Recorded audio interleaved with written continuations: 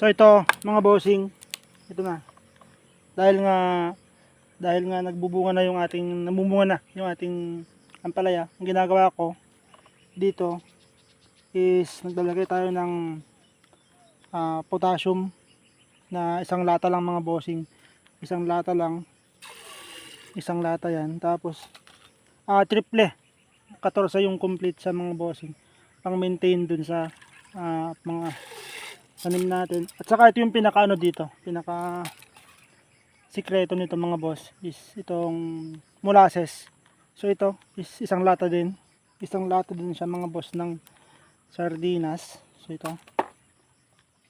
Tutunawin natin mga bossing sa 18 liters na tubig. Yan mga boss. Yan, oh. So isang lata lang din ito. Tinakal ko na kanina to. Yan. So pag ito natunaw natin, ang pagdidilig naman dito mga bossing is isang lata, isang puno. Yan. So ang ginawa ko dito mga bossing is kaninang umaga nagdilig kami kasi dry na dry siya. Tapos ngayong hapon kami magdidilig ng ganito, pang maintain lang niya. Ito. So nilagay na natin. Hindi pa, meron pa. Ayun. Tapos tutunawin lang natin dito, no? Tutunawin lang natin siya.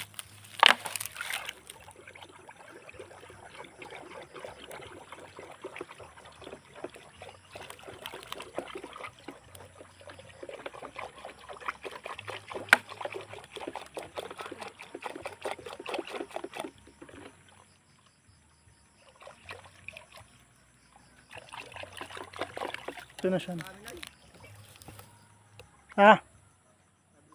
Ayun. Ganito yung kulay niya mga boss. Pag may molasses. Yan.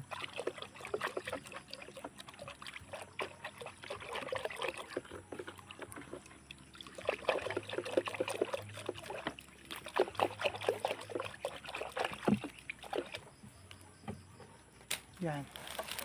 Kwanto man ay. So may hindi pa tunaw na abono. Kwanto man ay. Tunukan naman yun. So nag-spray na rin tayo mga bossing kasi nga may nakikita tayong mga insekto. Uod.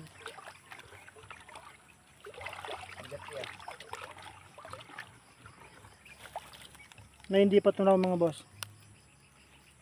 So maya maya ng konti. Pause muna natin.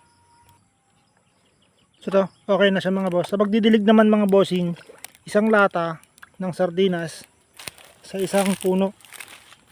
Isang puno lang yan mga boss. Yan. Okay. Ganun lang yan mga boss.